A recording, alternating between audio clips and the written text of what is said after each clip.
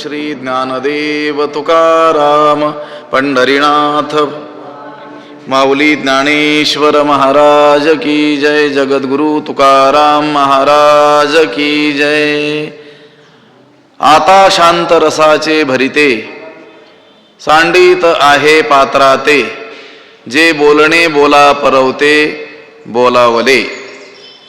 नमामि सद्गुरुं शांतं सच्चिदानंद विग्रहं पूर्ण ब्रह्म परानंदमीशमालंदी वल्लभं. नमो सद्गुरु तुकया ज्ञानदीपा, नमो सद्गुरु सच्चिदानंद रूपा, नमो सद्गुरु भक्त कल्याण मूर्ती, नमो सद्गुरु भास्करा पूर्ण कीर्ती. अखंड मंडलाकारं व्याप्तं येन चराचरं, तत्पदं दर्शितं येन तस्मै श्री गुरवे नमः. जयांचे केलिया स्मरण, होय सकळ विद्यांचे अधिकरण. तेची वंदू श्री चरण श्री गुरूंचे, ते नमस्कारोणी आता. आता शांत रसाचे भरिते सांडित आहे पात्राते, जे बोलणे बोला परवते बोलवले. ग्रंथराज श्री ज्ञानेश्वरीच्या 5व्या अध्यायाचा विचार आपण करतो आहोत.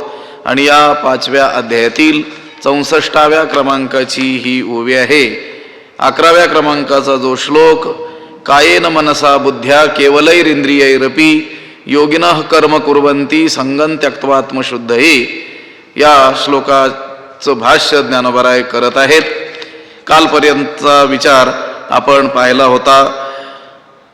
त्या निष्काम कर्मयोगाकडून केवळ शरीराने मनाने बुद्धीने आणि इंद्रियाने कर्म घडतं, म्हणजे ते निष्काम कर्मयोगी फळाची इच्छा टाकून केवळ चित्तशुद्धीकरिता शरीराने मनाने बुद्धीने आणि इंद्रियांनी कर्म करतात. त्यावर ज्ञानोबरायांनी विस्तारानं विचार केलेला आहे. कर्तेपणाच्या अभिमाना वाचून जे कर्म केलं जातं तेच खरं निष्कर्म आहे, नैष्कर्म्य आहे.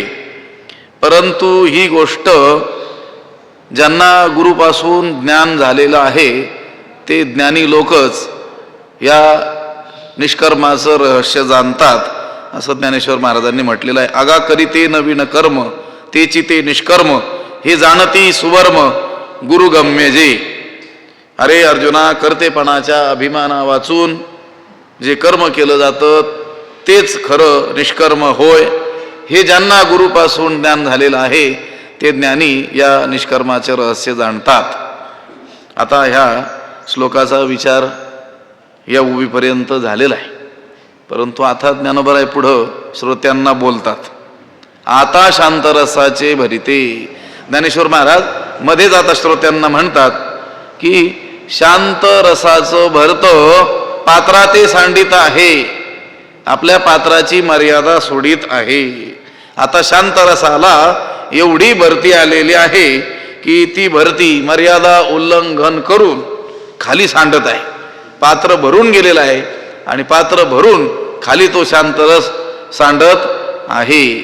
कारण बोलणे बोला परवते बोलवले, बोलण्याच्या पलीकडे असलेल्या गोष्टीचं माझ्याकडून व्याख्यान करवलं गेलं आहे.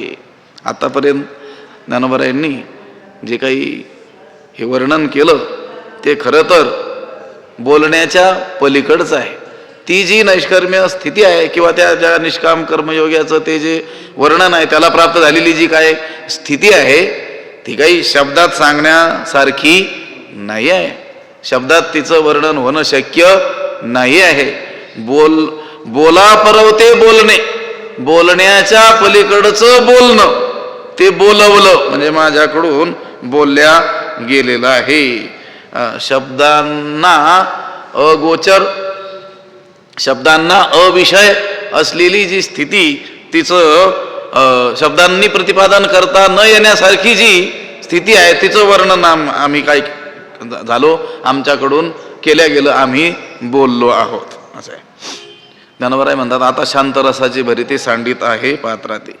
शांतरस ज्या नवरस ज्ञानोबरायांनीच म्हटलेलं आहे. नवरसी भरवी सागरू करवी उचित रत्नांचे आगरू, भावार्थाचे गिरीवरू निफजवी माये साहित्याच्या दृष्टीनं काव्याचे साहित्याचे किती आहेत रस? 9 रस आहेत. त्याच्यात प्राधान्य कोणाला दिलेलं आहे? ज्ञानोबरायांनी शांत रसाला प्राधान्य दिलेलं आपल्याला आढळून येतं. विषय सुख आपल्याला इंद्रियांच्या माध्यमातून घेता येईल, पण जे परमात्म सुख आहे तो परमात्मा इंद्रियांच्या पलीकडचा असल्यामुळं इंद्रियांनी त्याचं सुख कसं काय घेता येईल? पण ज्ञानोबराय म्हणतात मी त्याचं असं वर्णन करील की अतिंद्रिय असलेल्या परमात्म्याला सुद्धा इंद्रियांकरवी त्याचा भोग घ्यायला काय करील? तुम्हाला भाग पाडील किंवा भोग घेता येईल असं त्याला बनवेल. असं आहे. अतिंद्रिय परिभोगवीन इंद्रिया करवी जे बोलणे बोला परवते बोलवले. आता हे ऐकल्यानंतर आता आपल्याला असं वाटेल ज्ञानोबरायांनी तर सांगितलं शांतरसाला भरती आली, पात्र सांडून तो शांतरस वाहतो आहे आणि त्या शांतरसाच्या माध्यमातून बोलण्याच्या पलीकडे असलेल्या गोष्टीचं वर्णन ज्ञानोबरायांनी केलं. आम्हाला कसा काय अनुभव आला नाही? तर ज्ञानोबराय म्हणतात तो अनुभव यायला हे असं असलं पाहिजे. येथ इंद्रियांचा पांगू जया फिटला आहे चांगू, तयासीची आथी लागू परिसावया. येथ इंद्रियांचा पांगू, ज्यांच्या इंद्रियांच्या संबंधातील पंगिस्तपणा उत्तम रीतीनं काय झालेला आहे? नाहीसा झालेला आहे. इंद्रिय संबंधी पराधीनपणा चांगल्या रीतीनं ज्याचा काय झालेला आहे? गेलेला आहे. हा जो अध्यात्माचा विषय आहे ना, याचं आकलन होण्याकरता, हे कळण्याकरता काय अधिकार असला पाहिजे? आपल्याकडं नेमकं काय असलं म्हणजे आपल्याला ह्या अध्यात्माचं ज्ञान होईल किंवा हे कळून घेण्याचा आपल्याला अधिकार येईल? नेमकं काय असलं पाहिजे? तर ते म्हणतात या अध्यात्म विषयामध्ये ज्याचा इंद्रिय संबंधी पराधीनपणा, इंद्रियांचा पांगू चांगू फिटला आहे, चांगल्या रीतीनं गेलेला आहे. पांग फिटणं म्हणतात की नाही आपलं मराठी भाषेमध्ये शब्दप्रयोग आहे की नाही? याचा काय झाला? पांग फिटला. पांग फिटला म्हणजे पराधीनपणा नाहीसा झाला, यांना स्वातंत्र्य स्वायत्तता काय झाली? प्राप्त झाली. पांग फिटणे लोक म्हणतात नाही, यांनी फार हलाखीत दिवस काढले पण मुलं शिकले, यांचा काय झाला? पांग फिटला. म्हणजे यांचं दारिद्र्य गेलं, म्हणजे यांचं पारतंत्र्य गेलं, यांचा पराधीनपणा लोकांवर जे विसंबून राहणं होतं ते गेलं, हे स्वयंपूर्ण झाले, असा त्या पांग फिटणे शब्दाचा अर्थ आहे ना. इंद्रियांचा पांगू जया चांगू फिटला आहे, इंद्रिय संबंधी पराधीनपणा ज्याचा चांगल्या रीतीनं गेलेला आहे, नाहीसा झालेला आहे. तयासीच्या आथी लागू परिसावया, तयासीची परिसावया आथी लागू आथी, त्यालाच हे व्याख्यान ऐकण्याची योग्यता आहे असं समजून घे. हे व्याख्यान ऐकण्याची योग्यता, हे श्रवण करण्याची योग्यता, हे श्रवण करण्याचा अधिकार त्याचाच आहे. त्याचाच ऐकण्याविषयी अधिकार या स्वरूपानं त्याचा काय आहे? संबंध आहे. तयासीच्या आथी लागू परिसावया. इंद्रियांचा पांग फिटलेला आहे म्हणजे सुखाकरता जो आता इंद्रियांवरती अवलंबून नाही आहे. इंद्रियांनी विषय उपभोगले जातात, पण या विषयांच्याही पलीकडे सुखरूप म्हणून कोणी परमात्मा आहे याचं ज्याला भान झालेलं आहे. आता अनेकांना तर ही गोष्ट ठाऊकच नसते की विषयांच्या पलीकडं काहीतरी सुखरूप आहे म्हणून. या विषया वाचून काही अनेक सर्वथा रम्य नाही ऐसा स्वभावची पाही. इंद्रियांचा स्वभाव हा आहे की या विषयांच्या पलीकडे दुसरं काहीच रमणीय नाही, काहीच सुखरूप नाही. जे काही सुख आहे ते विषयातच आहे आणि मग ते विषय इंद्रियांनी उपभोगले जातात. मग आपल्याला सुखाकरता इंद्रियांवर अवलंबून राहावं लागतं. आपल्याला सुखाकरता इंद्रियांवर अवलंबून राहावं लागतं, कारण इंद्रियांनी त्या विषयांचा उपभोग घेतला जातो आणि विषयांच्या वर, विषयांच्या पलीकडे काही सुखरूपाची काही गोष्टच आहे की नाही याची कल्पनाच आपल्याला नाही आहे. पण ज्याला ही कल्पना आहे की ज्याला सुख म्हटलं जातं ते ह्या विषयांच्या पलीकडे आहे. विषयातून सुख प्राप्त होऊ शकत नाही. विषयातून सुख प्राप्त होतं हे हा काय आहे? भ्रम आहे. हे ज्याला कळालेलं आहे. असं कोण? मुमुक्षु. साधक, लक्षात आलं का? देव प्राप्तीच्या मार्गाने निघालेला तो साधक, त्याने अधिकार प्राप्त करून घेतलेला आहे. आणि आता सुखाकरता जो इंद्रियांवर अवलंबून राहत नाही. आता गोष्ट काय आहे, ही इंद्रिय आहेत बहिर्मुख आणि या इंद्रियांना आत्मसुखाची जाणीव नाही आहे. त्यांची धाव कुठं आहे? पलीकडे. आणि सुख कुठं आहे? आतमध्ये. ते धावतात कुठं? बाहेर धावतात. आणि सुख कुठं आहे? आतमध्ये आहे. आणि सुखाकरता ही इंद्रिय का? इंद्रियांची दिने आम्ही केलो. नारायण इंद्रियांनी काय करून टाकलेलं आहे? दीन करून टाकलेलं आहे. असं आहे. आणि मग ही बहिर्मुख धावणारी इंद्रिये ती ज्यावेळेस अंतर्मुख केली जाईल. आता आपण नेहमी कठोपनिषदातील यमाचं वचन आहे, पराईंची खाणी वेतृणत स्वयंभूस तस्मात् परांग पश्यती नांतरात्मन कश्चित धीरः प्रत्यगात्मानमैक्षत आवृत्त चक्षुः अमृतत्वमिच्छन. पराईंची खाणी वेतृणत स्वयंभू, त्या मंत्रामध्ये कठोपनिषदाच्या असं सांगितलं, या परमात्म्यानं ही इंद्रिये बहिर्मुख करून जणू काही यांच्यावर अन्यायच केला. व्यतृणत, जणू काही यांची हिंसाच केली.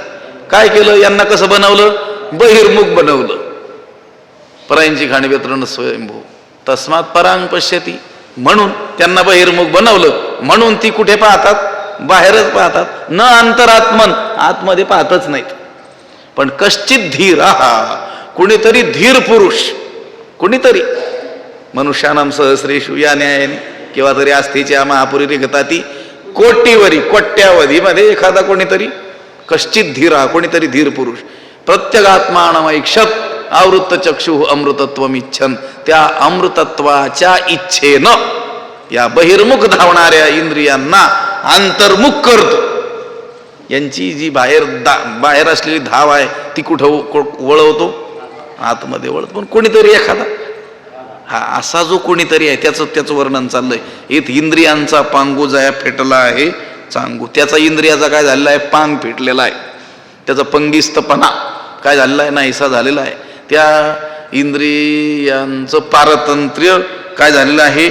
नाहीस झालेलं आहे. हे पहा, जे इंद्रियांच्या ताब्यात गेलेले आहेत ते गीता श्रवणाचे अधिकारी नाहीत, अध्यात्म श्रवणाचे ते अधिकारी नाही आहेत. इंद्रिय गोचर जे आहे तेच सत्य आहे असं जे मानतात ते शास्त्र श्रवणाचे अधिकारी नाही आहेत.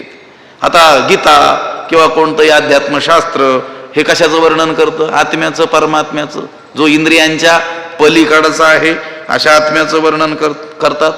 म्हणून ही बहिर्मुख असलेली इंद्रिये यांना त्याची जाणीवच नाही. ज्यानं ही इंद्रिय अंतर्मुख केलेली आहेत त्यालाच हे कळेल, कारण याच्यात वर्णन आलेलं आहे आत्म्याचं, जो आत्मा इंद्रियांच्या पलीकडे आहे. ज्याची इंद्रिये बहिर्मुख धावतात त्यांना हे पटणार नाही, कळणार नाही, आवडणार नाही, पटणार नाही, रुचणार नाही, अंगी तर बांधणारच नाही.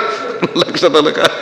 मनच लागणार नाही. एखाद्या वेळेस चुकून आले ऐकायला किंवा कोणाच्या तरी आग्रहानं आले किंवा कोणीतरी घेऊन आलं, तेवढ्यापुरतं ऐकतील, पुन्हा म्हणतील हे काय काय लावलंय त्यांनी. लक्षात आलं का? आणि त्यांना जर या जगाची कथा जर केली तर मग ती गोड वाटे, विनोदाची कथा गोड वाटे, त्यांना गोड वाटेल. असं आहे. येत इंद्रियांचा पांगू जया फेटला हे चांगू तयाशीची आथी लागू परिसावया. इंद्रिय संबंधातील पराधीनपणा ज्यांचा चांगल्या रीतीनं नाहीसा झालेला आहे तेच लोक हे व्याख्यान ऐकण्याच्या योग्यतेचे आहेत असं समजा. येत इंद्रियांचा पांगू. हे पहा, पहिल्या अध्यायामध्ये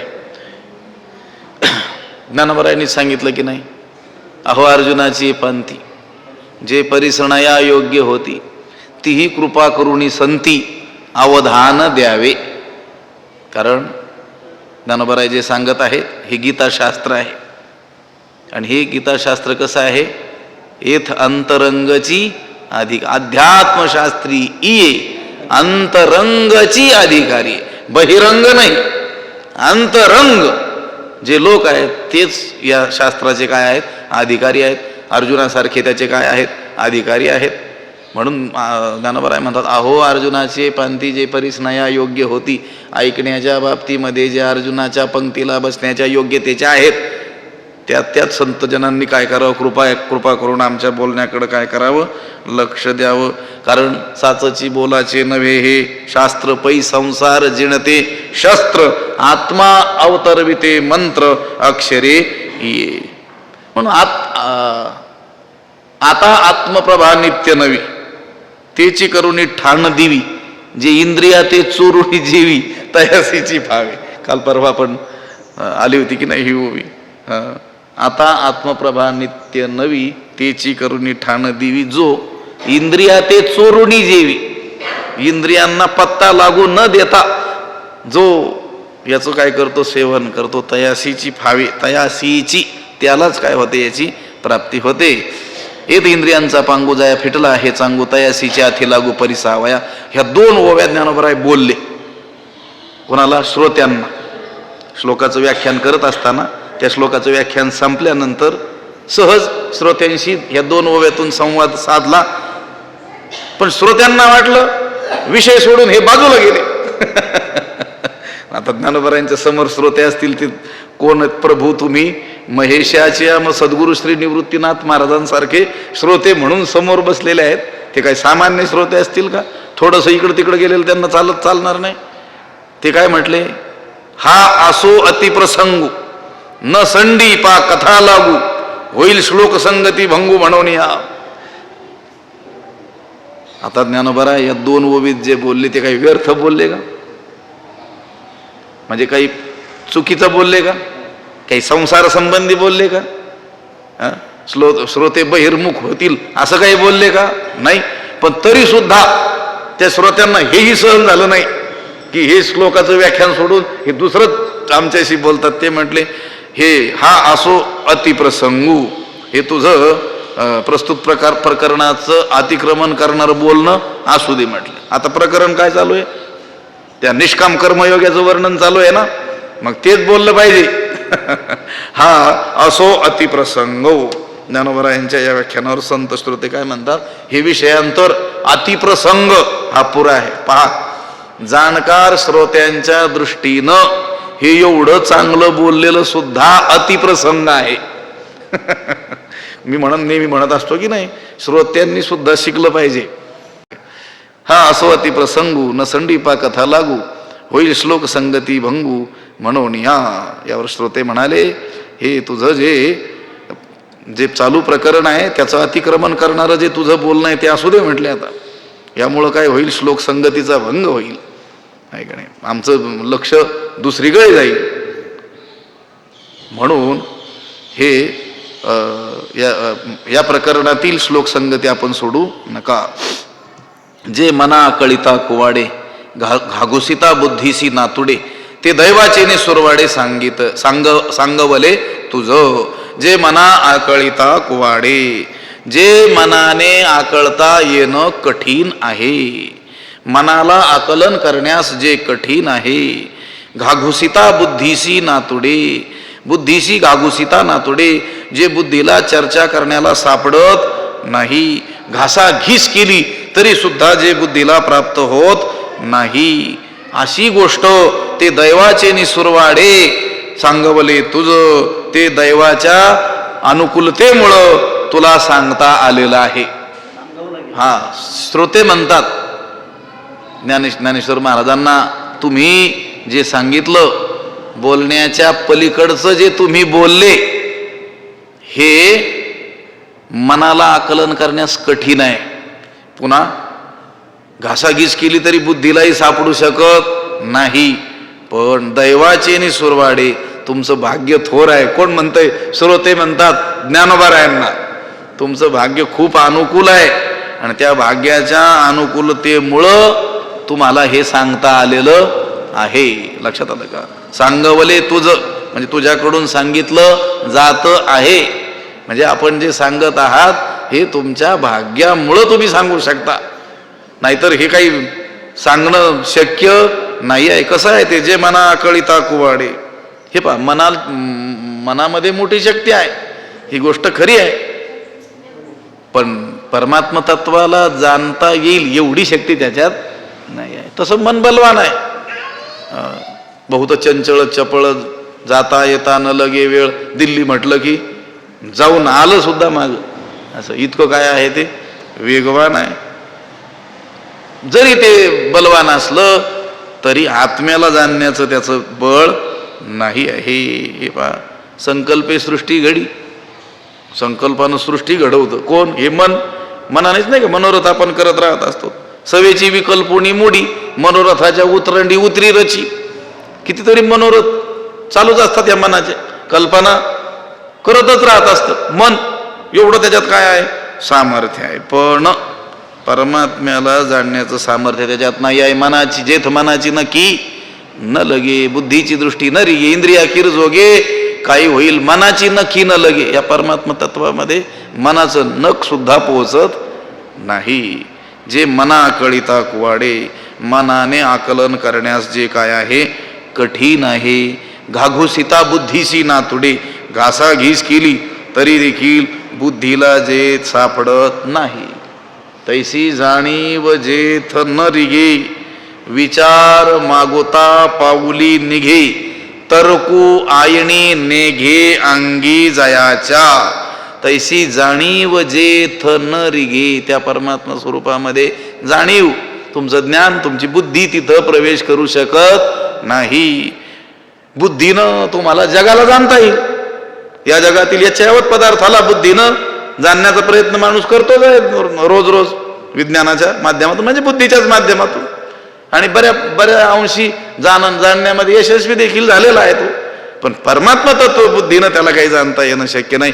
घाघुसिता, किती काय केली त्याने, घासाघीस केली बुद्धीनं, तरी त्याला ते परमात्म तत्व सापडत नाही. असं ते परमात्म तत्व किंवा ती स्थिती तुझ्याकडून सांगितल्या जाते आहे. कशामुळं? दैवाचे नि सुरवाडे. तुमचं काय आहे? दैव काय आहे? थोर आहे. अशक्य गोष्ट सुद्धा शक्य होऊ शकते कधी? दैवाची अनुकूलता असेल तर, भाग्य आपल्या बाजूने असेल तर. ज्या गोष्टीचा कधी स्वप्नात देखील आपण विचार केलेला नाही, ती गोष्ट सुद्धा प्रत्यक्षात काय होते? घडून जात असते. कशामुळं? दैव अनुकूल असेल तर. म्हणजे भाग्य, जे भाग्य जैसा अनुकूल बोललेलं आहे ना, भाग्य जर अनुकूल असेल तर भाग्याच्या अनुकूलतेमुळं भाग्याचे निबडसे, उद्यमाचे निमिषे, समृद्धी जाता पैसे घररिगी. त्या दरिद्री माणसाच्या घरी सुद्धा समृद्धी काय होते? प्रवेश करते. कशामुळं? त्याचं दैव जर काय असेल? अनुकूल असेल तर. ज्ञानेश्वर महाराजांना श्रोते म्हणतात, तुमचं दैव काय आहे? थोर आहे. म्हणून तुम्ही मनाला आकलन करण्यास कठीण असलेलं आणि घासाघीस करूनही बुद्धीला सापडण्यास कठीण असलेलं तुमच्या भाग्याच्या अनुकूलतेमुळं तुमच्याकडून सांगवलं जात आहे. सांगवले तुझ जे शब्दातीत स्वभावे, ते बोलीची जरी फावे, तरी आणिके काय करावे कथा सांगे. जे शब्दातीत स्वभावे, जे स्वभावे शब्दातीत, स्वभावताच जे शब्दातीत आहे, म्हणजे ती परमात्मा अवस्था जी आहे ती स्वभावताच शब्दाच्या काय आहे? पलीकडची आहे. जे ते बोलीची जरी पावे, ते जर जे स्वभावतःच शब्दाच्या पलीकडे आहे, ते जर बोलण्यात सापडलं, ते बोलीची जरी फावे, जे स्वभावतः शब्दाच्या पलीकडे आहे, ते जर शब्दात अनायासे आलंच, तर मग आता इतर गोष्टी सांगण्यामध्ये काय कर्तव्य आहे? श्रोते म्हणतात बरं का ज्ञानोबरायांना, तुम्ही जे शब्दाच्या पलीकडचं आहे ते सांगू शकता, एवढं तुमचं काय आहे? भाग्य थोर आहे. मग जे शब्दाच्या पलीकडचं असलेलं तुमच्या शब्दात येतंय, तर मग तुम्ही दुसरं बोलता कशाला? म्हणजे तुम्हाला जर चांगलं अभंगावर बोलता येतंय, तर मग कशाला फालतू गोष्टी करता? त्या अभंगावरच बोला असं म्हटलं पाहिजे तुम्ही. बोलता येत नसतं, तुम्ही अभ्यासच केला नसता, मग तुम्हाला टाइमपास काहीतरी करायचा असता, तर मग आम्ही समजून घेऊ शकलो असतो. पण तुम्हाला चांगलं बोलता येतं, तुम्ही भाग्यवान आहात, आणि असं असताना तुम्ही दुसऱ्याच गोष्टी कशाला बोलता? मग श्रोते सांगतात ज्ञानेश्वर महाराजांना, जे शब्दातीत स्वभावे, ते बोलीची जरी फावे. जे स्वभावतः शब्दाच्या पलीकडे आहे, ते जर शब्दात येत असेल, बोलीची जरी फावे, ते बोलण्यात जर सापडत असेल, तरी आणखी काय करावे कथा सांगे. तर आता इतर गोष्टीची काय कर्तव्य आहे?